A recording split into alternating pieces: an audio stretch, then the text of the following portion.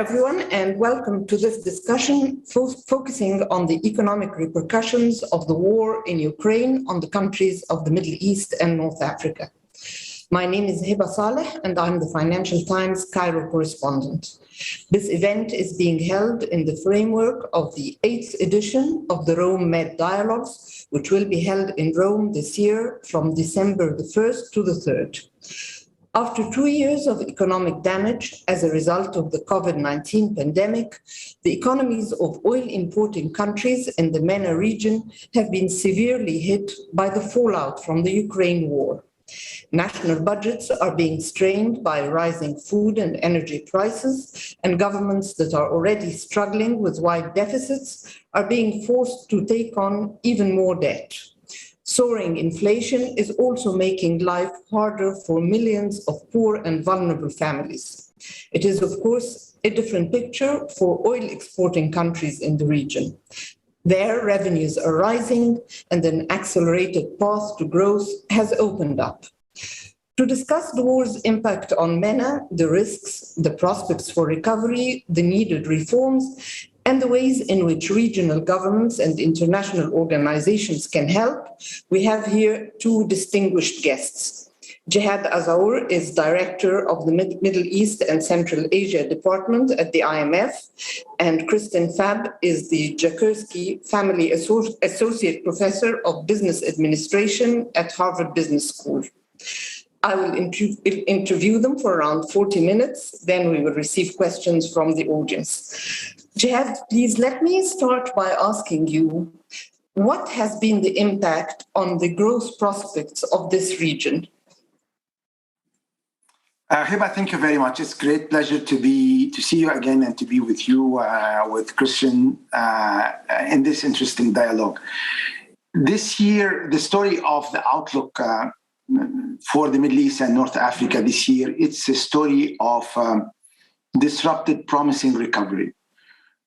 This region was recovering healthily, I would say, from the COVID crisis. Last year, we had growth of 5.8%, and this year we were expecting the recovery to continue. The war in Ukraine and all the repercussions, especially the increase in prices and rising the price of basic commodities, was a disruptor. And therefore, this year, the outlook is showing, I would say, two dimensions. One is uncertainty.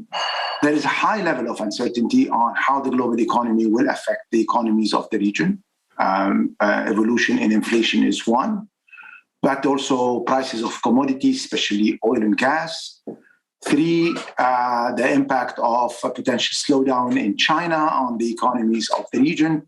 Last but not the least, the geopolitical tension. Therefore, uncertainty is key, and this requires certain number of, I would say, adjustment in terms of policy making. Two, it's the divergence. The recovery this year is going to be divergent between oil exporting countries who, as you said, Heba, and your introduction, will benefit from the windfall of increase in not only in oil price, but also in oil production. And we expect that in the next 5 years, they will get more revenues by more than $1 trillion. And this will improve their current account situation, their fiscal situation. On the other hand, the oil importing countries, we have two categories here. The emerging economies in MENA, those will be affected by inflation, by the global impact of the war in Ukraine, and the uncertainty we see in the international financial markets, especially with the normalization of the monetary policy in the US. Low-income countries are, I would say, in more challenging situation because the weight of basic commodities, food commodities, is high in their economy, and their capacity to store, and therefore their visibility on food security is much lower. And those countries were more affected by COVID crisis. Therefore, it's an important moment. The region is at crossroad, and policies are going to play an important role. And also, international community need to be there to help, and maybe we'll discuss this later on in the discussion. Thank you, Jihad. So there are winners and losers. And Kristin, if I can ask you about the countries that are suffering from this crisis.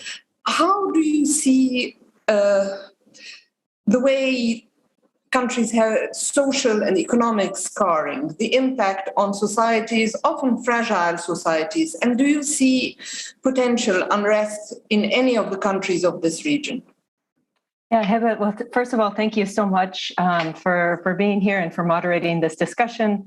And I have to say, I concur with my co-panelists in seeing this as a great inflection point in a period potentially of substantial divergence, basically from the oil exporting countries versus the oil importing countries. And I think for those oil and hydrocarbon importing countries, especially those suffering under a heavy debt burden, this is going to be a period of sustained difficulty. And I'm particularly concerned about issues that you've written about, I think, in the Financial Times, especially with respect to Egypt, revolving around food security. And I think some of the most lasting scars potentially are going to revolve around these issues of food security and some of the lasting implications and damage that can be done to social protection networks and also basically to social contracts as governments are unable to sustain some of the subsidies and basic policies that have held them and their societies together in the more medium and short term in the past. And so obviously, I think, some of the places that are going to be set for a more challenging set of circumstances are the very weak states of Syria and Yemen, places that are already suffering under catastrophic potential for famine, and many people already living below the poverty line. But places like Tunisia, Lebanon, and even Morocco, which is seeing droughts and decreases in domestic production, and then especially Egypt is one of the largest wheat importers in the world, is going to be, I think, impacted profoundly. And so, in the past, I think, the potential for social unrest in these places has oftentimes people thought in the uprisings of the Arab Spring and the period leading up to that were determined in some ways by food prices. And I think in commodity price shocks, I think there is potential for that, but I also think that regional politics are shifting in such a way that uncertainty is now the name of the game. And I think the role of the state has also been increased very substantially in economies during COVID in ways we don't entirely understand. And so that will fundamentally determine whether or not we're going to see resilience and rupture in some of these places that have come under immense pressure, especially in food. Right. I mean, given this impact, Jihad, won't it be very tempting for governments to increase subsidies to protect their populations and also ensure a level of social peace? If they do that, would that be the right move? This is a very important question, HEBA, you're raising here. Let me start by stating two things. We need to understand the composition of inflation. Currently, inflation in the region is mainly headline inflation, which is driven by food and commodity prices. More than 2/3 of price increase is related to those items. 2021, inflation reached 14.8%. 2022, it could reach 13.9%, which is, on a compounded basis, is a big hurdle on societies. In terms of how to react, one is, in terms of food security, we need to understand two dimensions: the accessibility and affordability. Several countries have the capacity to import, and currently, for those countries, the impact is only a price impact. But there are certain cases where you have, because of the strong relationship in terms of supply, risks of shortages could emerge going forward. The second dimension, which is, I would say, more important, is the affordability issue. And here there are certain strata of the population who cannot afford. Going back to your question on subsidies, I think we need to split between subsidy on food and subsidy on energy. I think people think that those are the same, but those are very different. Food subsidy is smaller in size, and I would say is broader in terms of coverage. energy subsidy is regressive. The largest portion of the consumption of fuel and electricity is by the high-income people, and therefore it's very important to treat them differently. What we saw over the last few years, we saw a shift toward more targeted social protection mechanisms. We see this in Egypt with the Takaful and Karama. We saw this in Morocco, including to provide assistance to those who are in the informality. We saw this in Jordan and in Tunisia. And I think the mechanisms that were introduced during COVID are very, very effective. What we need to do further is we need to expand the information in order to get better targeting through household surveys. We need to maintain the use of technology in transferring the support. This is something also that we saw during the crisis. For example, Morocco was able to provide for 5 million families direct transfer through credit cards and through phones. Last but not the least, the lifeline of transfers of remittances is something that is very important. Here, before concluding on your question, I would like to highlight 2 additional points.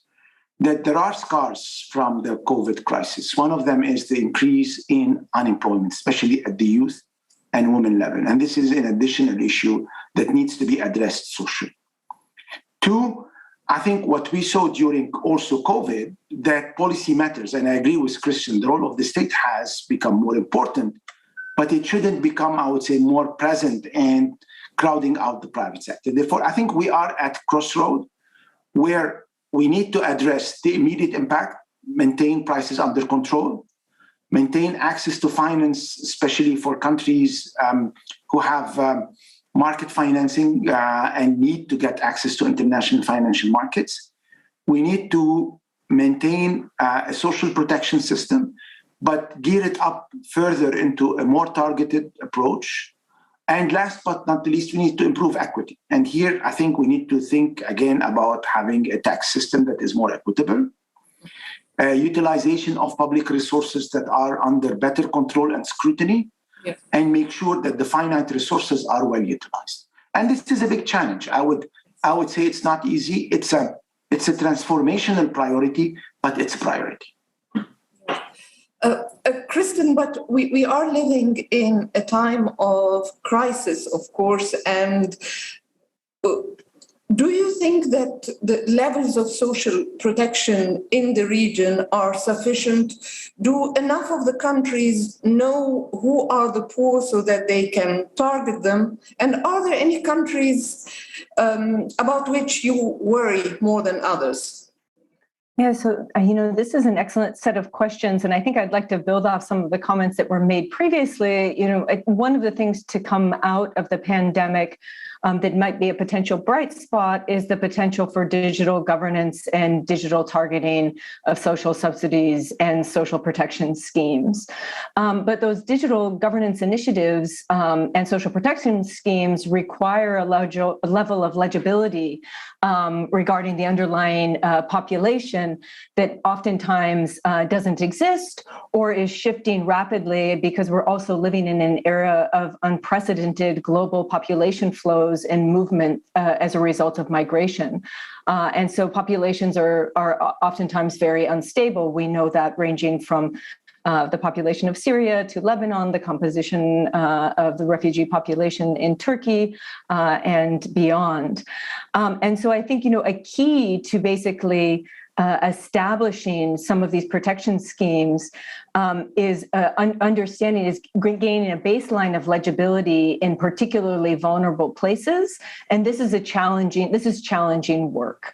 It requires some of these baseline surveys, and I think it requires effectively collaboration between international organizations, governments, and academic institutions that are willing to put some of this boot leather on the ground to get that legibility up to a particular point. Now, are there places that I'm particularly concerned about? Of course, Syria and Yemen always remain on my watch as places that are most vulnerable and have been most heavily impacted by conflict.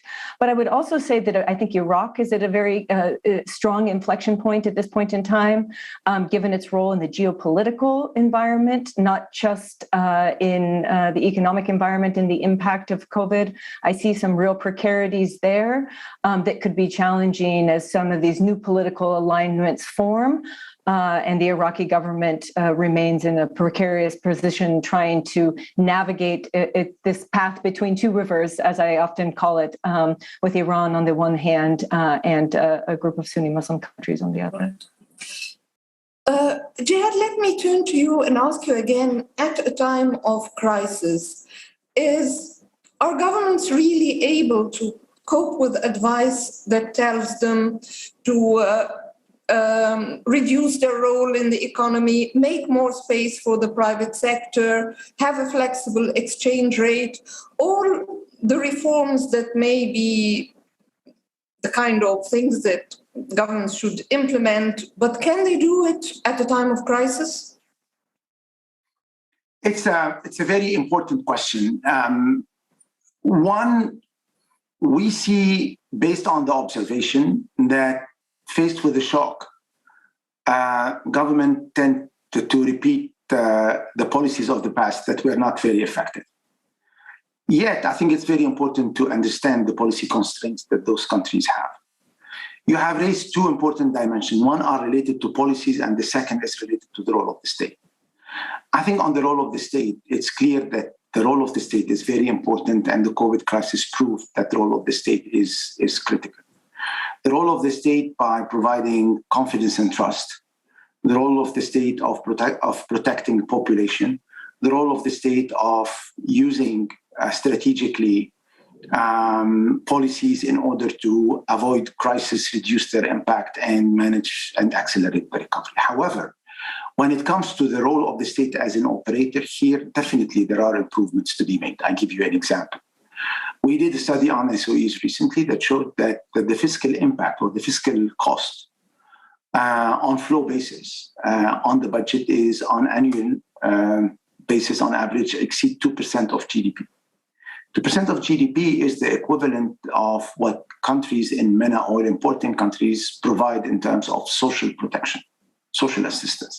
Therefore, only by lowering that, you can double the social assistance. By improving the way you design subsidies or you target your support, you can have a much bigger impact. Therefore, the role of the state has to be thought in a dynamic process. The role of the state as an operator in the economy is not proven to be the most effective. The role of the state as an enabler through providing access to market, access to finance, access to talent is much more effective. Of course, this is something that would take time to happen, and countries have already started, and with some success.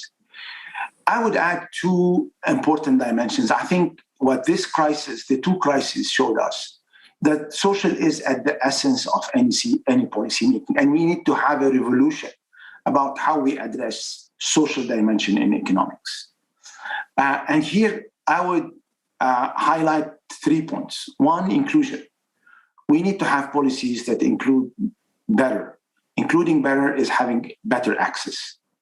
And having better access for those who are excluded. Youth, women, COVID crisis showed that they were among the most affected by the crisis. Informality. We thought that informality is a buffer when crisis occurred. The last crisis showed that informality did not provide what we usually expected to provide. And there are certain policy-related issues and market-related issues to be addressed. Therefore, access is very important. Participation. I think it's very important for people to participate. And the first way to participate for government to be more transparent, to provide more information. But also participate is also allowing people to initiate. And this is where the role of civil society is very important. Therefore, social is going to be key, and we should not dissociate economic policies with social policies. My last point, anchoring policies in the medium term is critical. Even if you have very limited fiscal space or policy space, it's very important to anchor policies in the medium term.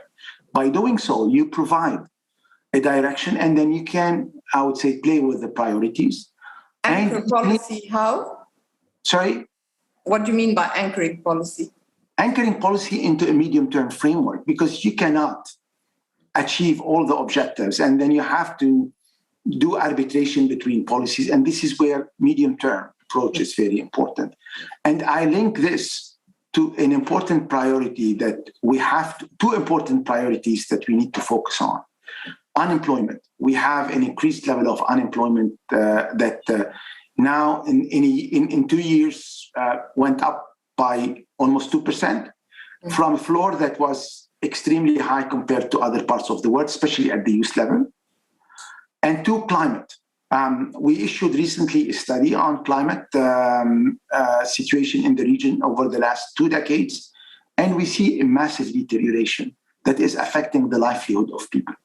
The droughts that we saw in some of the countries, like in Sudan, Somalia, and even in Morocco, are affecting the lives and livelihoods of people. And also, there are certain issues that are transnational.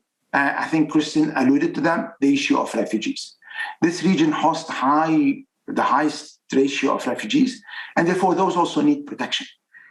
This is where I think putting the context of exiting the crisis into a regional perspective makes more sense than any time before, at least over the last 2-3 decades. Kristin, let me pick up with you the issue of refugees, and to be honest, not just refugees, also the brain drain, because we're seeing educated people leaving Tunisia, Egypt, Lebanon,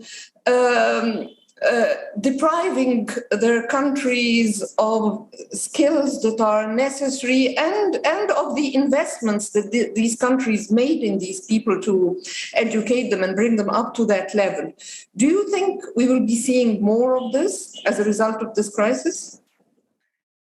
I do think we're going to be seeing an increased flow of people and an increase in the brain drain. And maybe let me start there and say a few words on that. I see really 3 main trends, I think, with global migratory flows in the region, based on my survey work and my experience, both working with host communities and with refugee communities.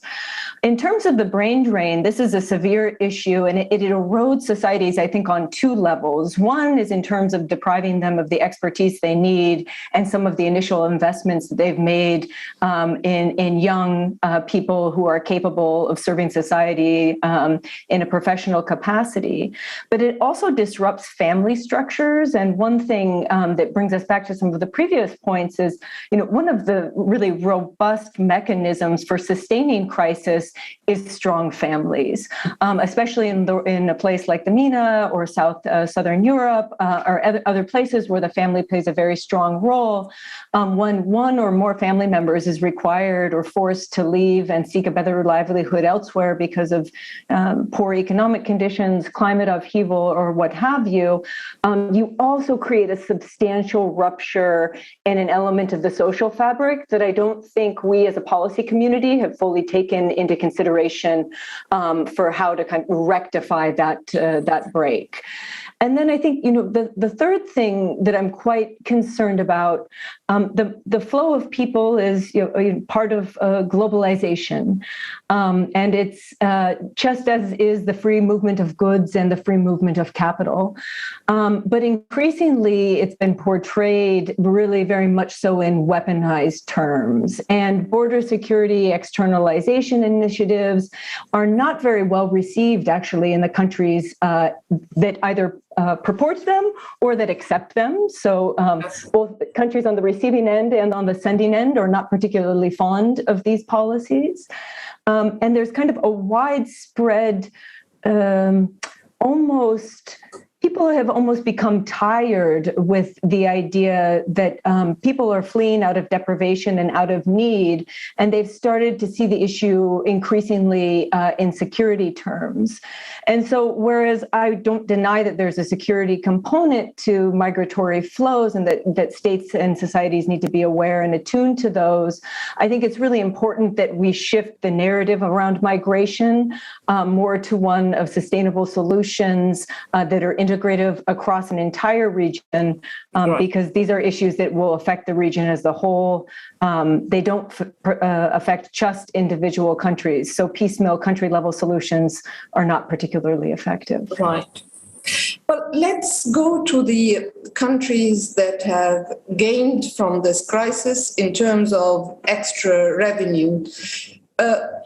Now that there seems to be this sort of asymmetry and divergence, do you see the extra revenue accruing to oil exporting countries? Do you see that benefiting the region? Is there a mindset which realizes that the security of the region includes and encompasses the security of neighbors?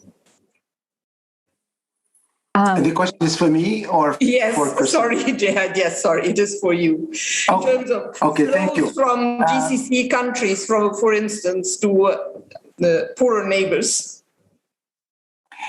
Let me maybe comment on something that has been, before closing this chapter on oil importing countries, to raise two important dimensions. I think access to talent, access to finance are critical in going forward. The level of access to credit, especially for SMEs, low-income people and women, is very low compared to the rest of the world, while the region is well off in terms of capital. Access to finance, access to credit doesn't exceed 2% of GDP in most of those countries, while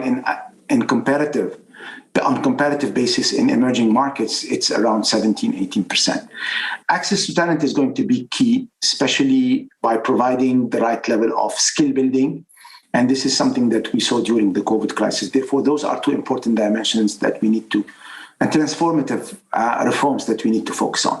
Going back to your question, let's take one step back. During the last 4 or 5 years, we saw important reforms taking place in those countries, not only on economic front and on a financial front, but also on the labor side. We saw two important reforms. One, by increasing mobility of foreign labor.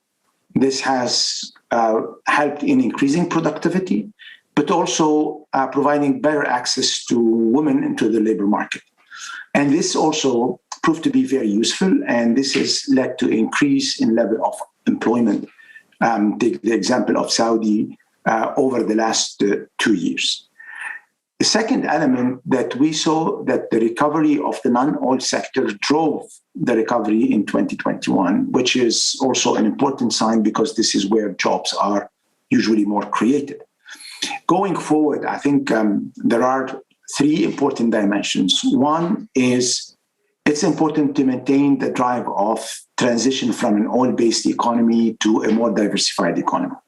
This will attract additional I would say qualified labor, will improve the value add, and gradually will have some spillover effect. 2, we saw part of the policies of some of the GCC countries in terms of aid and investment, that they are much more focused into investing than providing financial assistance only to the state. And this is a welcome step because this will create FDIs, which was lacking over the last 10 years. In the last 10 years, the big chunk of capital flows were in terms of portfolio flows. This will also help increase economic ties between oil exporting countries who have additional reserves and those who have markets and talents, Egypt, Jordan, Morocco, Lebanon, etc. And this is an important dimension. 3 is by changing the way we see regional coordination. We have been very much over the last 5 decades looking at the regional integration as a top-down approach, very much driven by the state. I think we need to think about opportunities for more private sector to cooperate and by unifying standards. Technology now, take the example of payment system, digital currency. All these issues require to create the common standards, and then I'm sure that the market will create opportunities for that. Therefore, I think we need to rethink also the way regional cooperation is designed, allow further integration in the value chain, especially that with the fragmentation of the world economy, there is more interest into regional value chains. 2 is promote additional FDIs, which means for the recipient countries, improve your attractiveness, improve your business environment, increase the level of affordability of your legal system, improve access to finance. And 3 is create larger markets for fast-growing trends. The fast-growing trends around technology, climate, all these trends will reshape or are shaping the future of the global economy.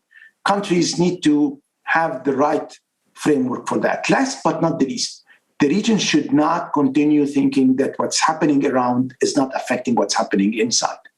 We saw this after the global financial crisis, where the region celebrated the fact that it was not integrated into the global financial system. And we saw 2 years after that, that this has hit the region, most of the countries systematically across the board. Therefore, what is happening in the global arena is also very important in the streets of Amman or Cairo or Marrakesh. Therefore, it's very important to remain vigilant on how the global economy is reshaping the way trade and supply chain will be organized.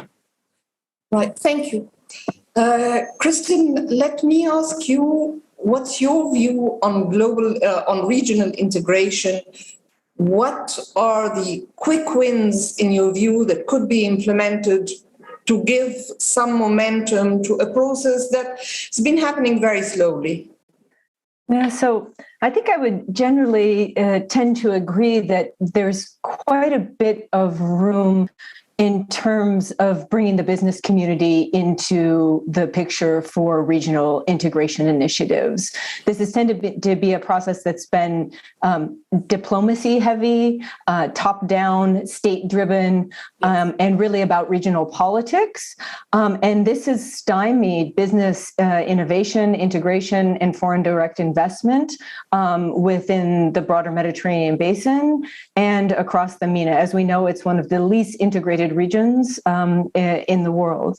And there's no reason it should be as such, given some of the strengths and weaknesses across the various players. You can imagine a region which is much better integrated and which creates win-wins. I think we're actually, politically speaking, again, at an inflection point in which alliances are shifting and various business groups and parties are coming to the table in such a way that they haven't in the past. So just take, for example, the idea of Israeli investment in Morocco, which used to be very much under the table, but is now much more out in the open, or warming relations after the Abraham Accords, which have changed the nature of the discussions that happen, high-level business discussions that happened, that was not the case just 2 years ago. So I would fundamentally agree that the oil,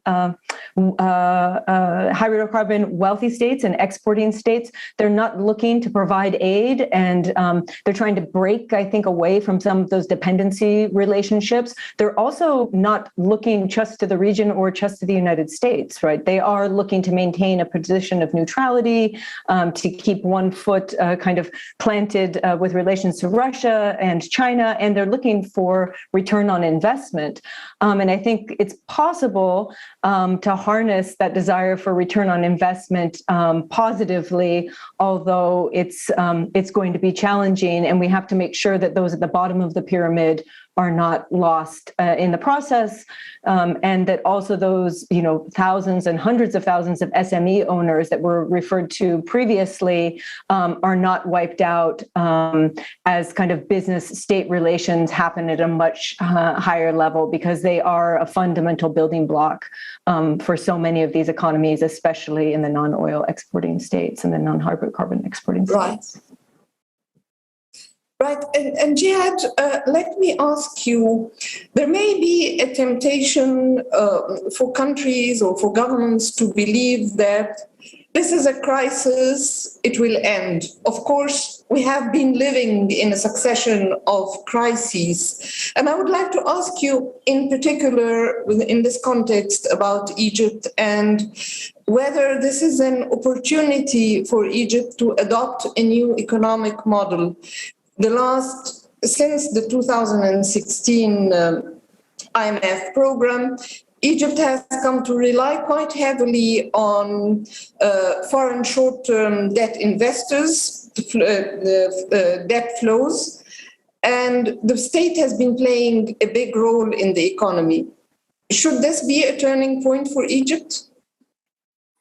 HEBA, you said it in your question. I would start from where you ended. A crisis is an opportunity also to address some of the issues and to strengthen your capabilities. The second important element is reform is a journey. It's not a one-off. It's a marathon, it's not a sprint. We need to acknowledge that over the last 5 years, Egypt did important reforms that paid off, allowed Egypt to stabilize an economic and financial situation that was deteriorating fast, especially in 2016. They were able to address high inflation that reached at some point in time 30%, provided a wide range of social protection to millions of families in Egypt, and also improved public finance situation and allowed Egypt to grow at rates of 5.5% on average, even despite and during the period of COVID. Therefore, I think the first round of reforms paid off.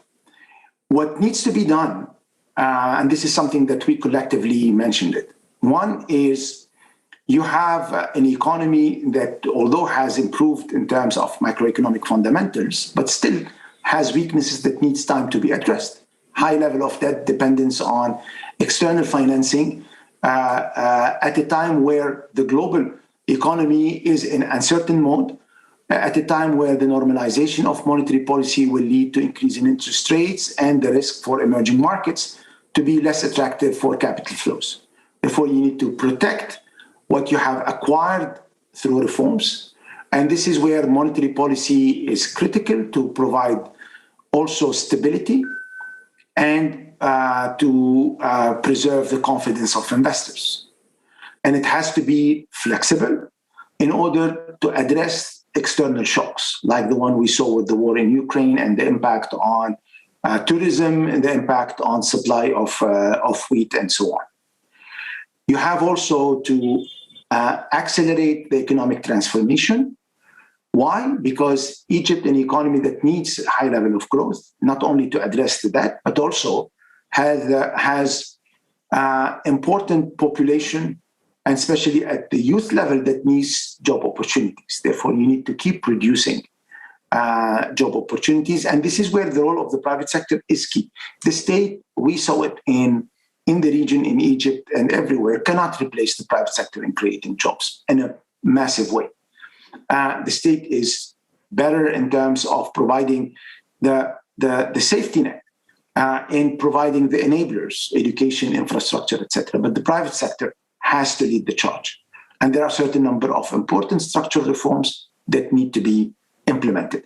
Last, I think also Egypt is a vibrant society that has a lot of talents, has young population, a long history of dynamism in terms of culture, innovation, including in areas of soft power like media, cinema, etc.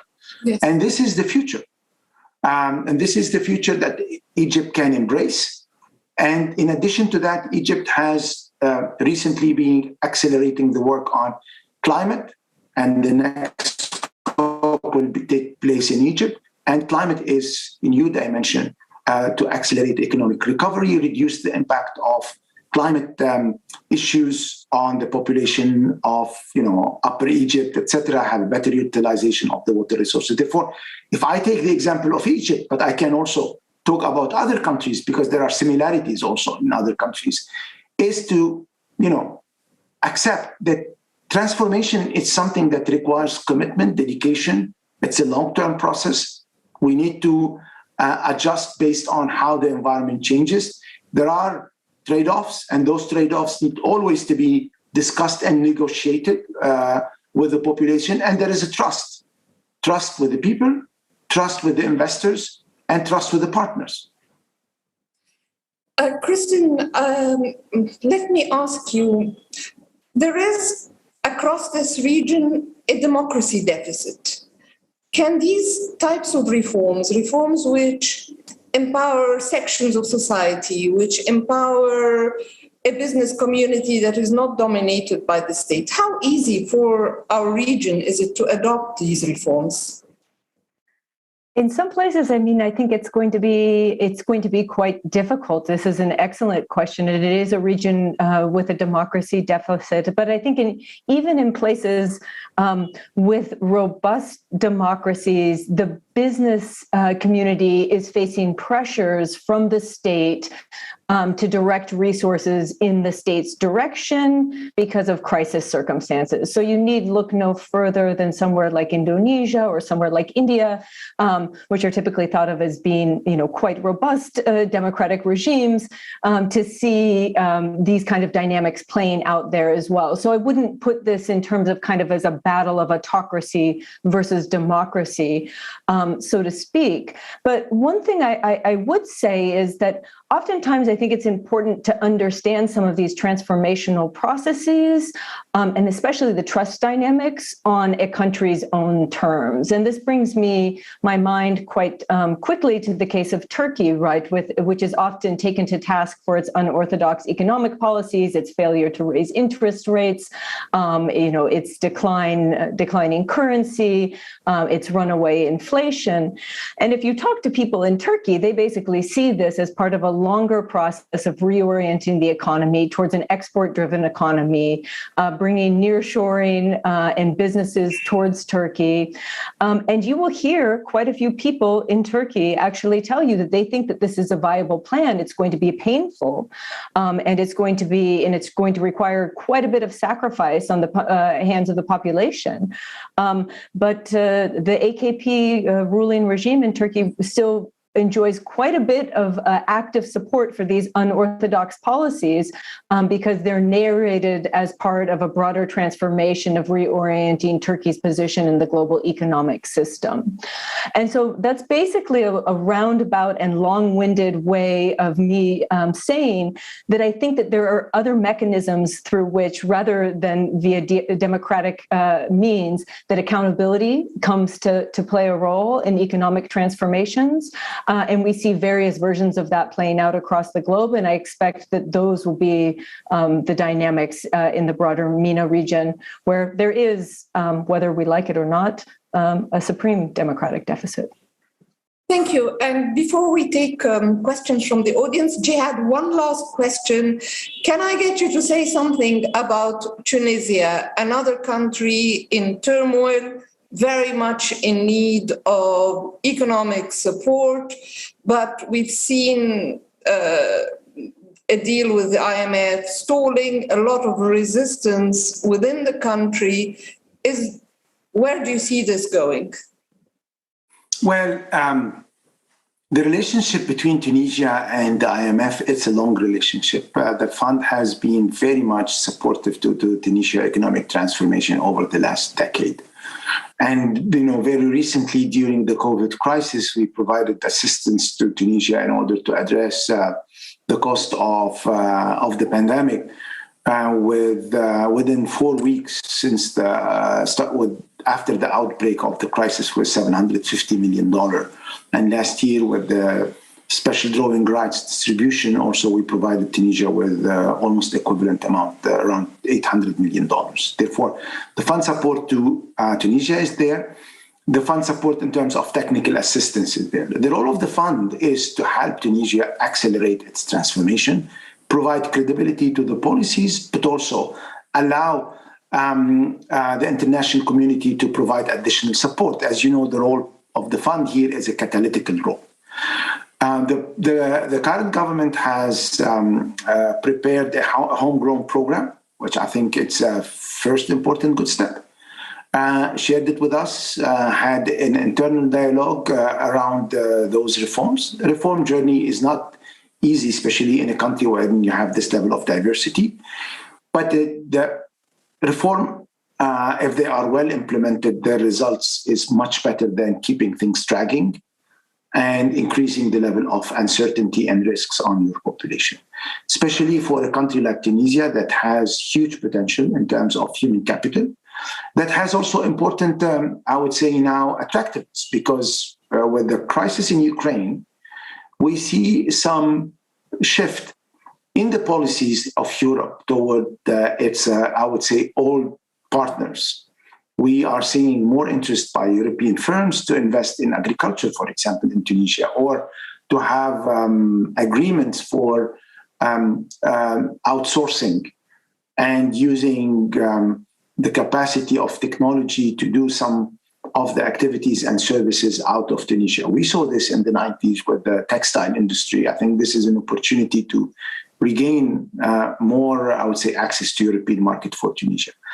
It's clear that for a country that is small open economy being subjected to all these shocks, it's a curse. But again, I think there is no better way than making sure that you have the right reforms, you have also the right inclusiveness in those reforms, especially for those who are marginalized.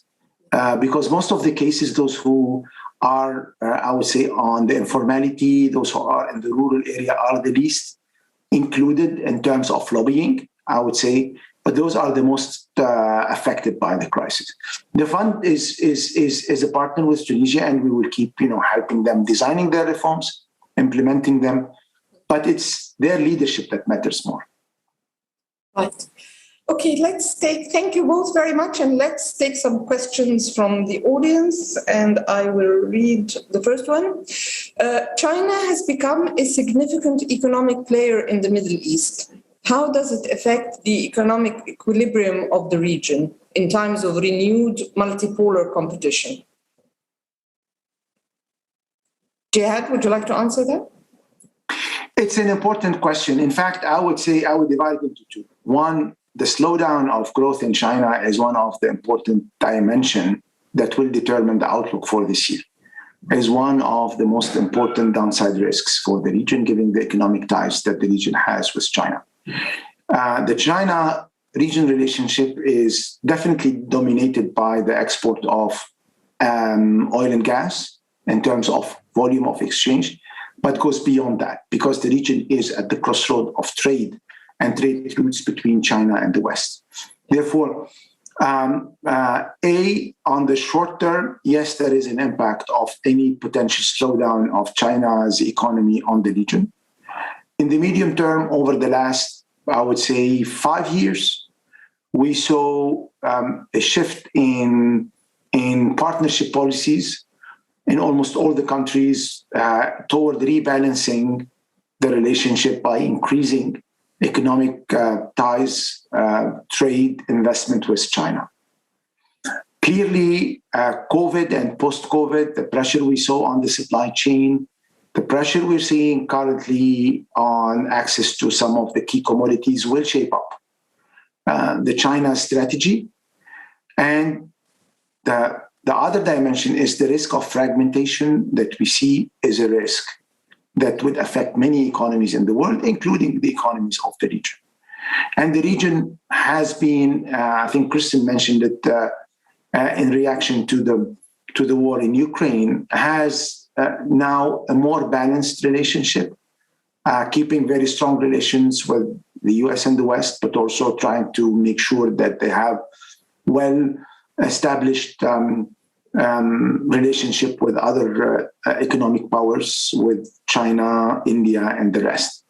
But clearly, it's very important for the region to maintain a very vigilant approach in making sure how the economic development in China will affect the outlook in the region. Kristin, would you like to speak to that too? Maybe I'll just say one small additional point. I do think that the Chinese slowdown and the lockdowns and the potential fragilities in global supply chains that will result therefrom, this is going to create a dent for the region, to be sure. But this is obviously, as was mentioned, primarily in the hydrocarbon sector, that's where the bulk of this, of these economic relationships are built. Speaking a little bit more, though, from the grassroots level and from the vantage points of some societies that have had larger degrees of Chinese foreign investment directly in their own economies, one thing I hear repeatedly is they're very, very happy that Chinese foreign direct investment doesn't come with governance conditions. But one thing that they're much less happy about is that it also doesn't come with a commitment to using local labor, local inputs, and local resources. And so I kind of see the relationship with China in the region, there's going to be a fine kind of way to be threading that needle. I don't think many of the regional states, especially given the unemployment issues, will be too happy with that arrangement for too long, even if they're not being taken to task for human rights issues or some of the other things that have been criticisms of the West. Right, and you mentioned unemployment, and actually we have a question here which says, youth unemployment rates in the MENA region are at their highest. How to overcome the structural barriers to the creation of new jobs in the region? I think you've spoken to this a bit, but Jihad, would you like to elaborate on removing the barriers to job creation? I would say the job creation priority should be the utmost priority for the region. All policies should be measured by their capacity to create jobs. Of course, the COVID crisis was not good for the region because it has increased the level of unemployment on one hand, and especially for the youth. And I would say more importantly, something that we will see in the medium term, had created some scars that will affect productivity and the capacity to regain the level of competitiveness and output that we had prior to the war. Therefore, it's very important to address those issues. How to address those issues? One, we saw that labor market reforms are very important in increasing productivity. Two, future of work was an issue that we had prior to the COVID crisis.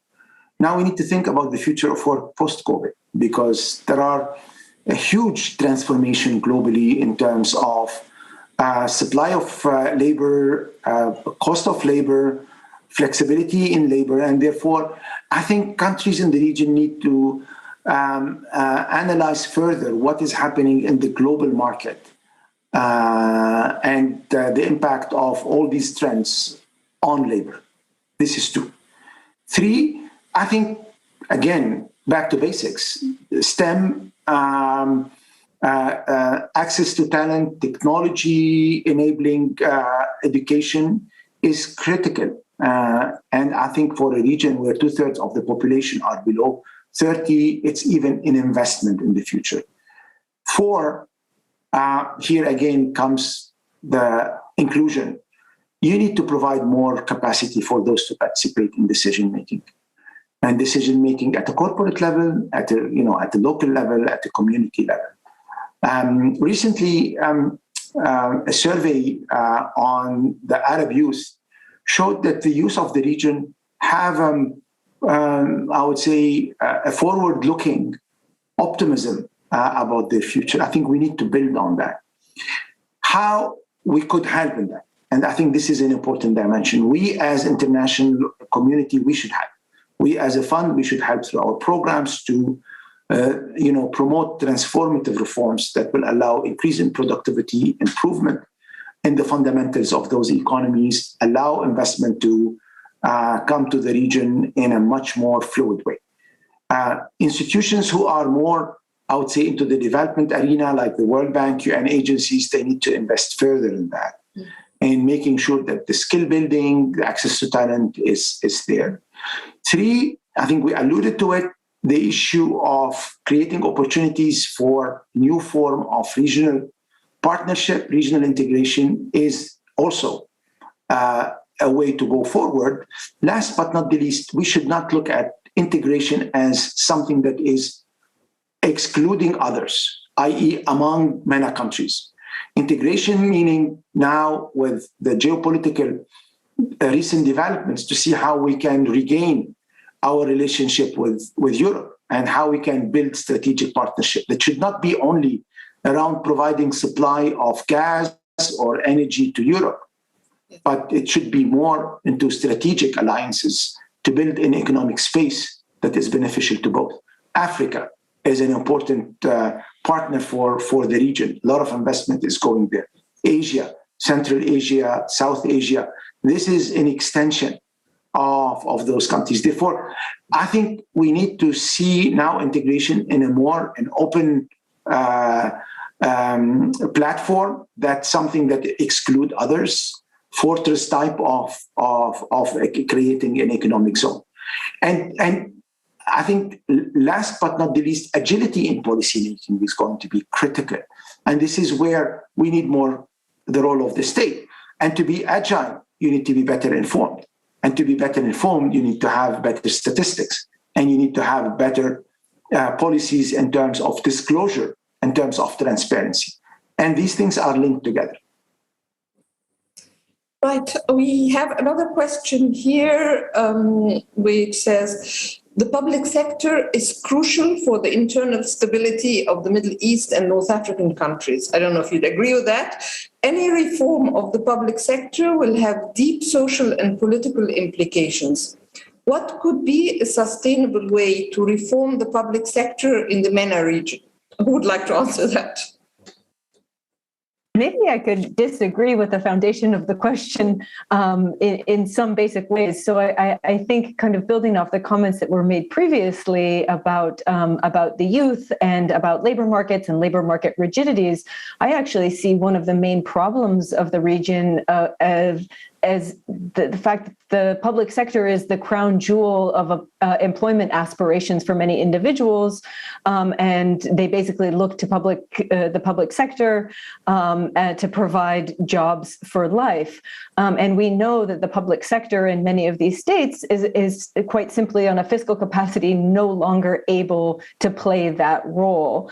And it seems to me that it should also be no longer necessary given changes that we're seeing in the future of work, integration across regions, capacity for digital education, digital training. We know that talent is randomly distributed in this world, but opportunity is not.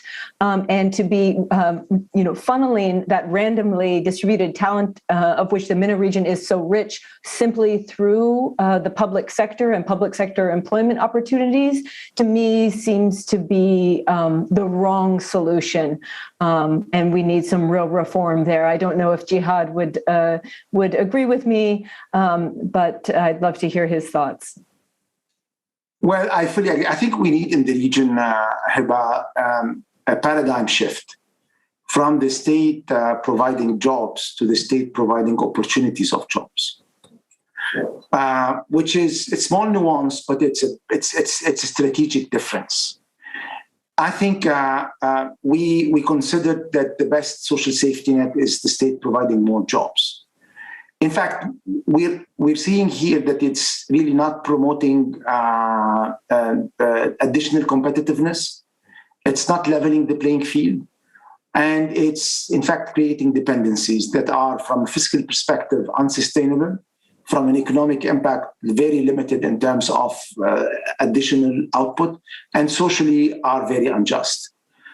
Because the gap that exists today between labor in the public sector and the private sector is widening, and the protection for those who are in the private sector, especially in informality, are much less than those who are in the public sector. And the COVID crisis, one of the side effects of the COVID crisis, and we saw this when analyzing the impact of the policies that were introduced to provide support to livelihood, that they benefited more state employees and large corporations, much less small and medium-sized entities, and those who are informality. Therefore, we were designing, or countries were designing policies for those who are the most vulnerable, and yet those who are the most privileged can benefit from that. I know it's something that socially and culturally and maybe goes back into the root of the social contract that exists between the state and the society. But I think it's the time now to change it. Not to change, I would say, the importance of the state. The state is very important, but to change the way the state exercises its policies. And this is where it may take time. There are transitions. I think we need to be cognizant that there are transitions. And this is maybe one of the issues that we underestimated in the past. We need to take into consideration that there is a political economy of reforms that need to be integrated in the design phase of reforms. That things takes time, and and there are winners and losers, and you need to protect the losers and promote those who are able to convert into maybe new type of activities. But it's a must. Without this, I think we are going to have this bad equilibrium where we have high level of unemployment, rent-seeking relationship with the state, and we will not really promote a vibrant society and vibrant economies. Thank you very much. We've come to the end of our hour, so I would like to thank Jihad Azour, Middle East and North Africa Director at the International Monetary Fund, and Dr. Kristin Fabbe from Harvard Business School. Thank you both very much. Thank you. Okay, bye-bye.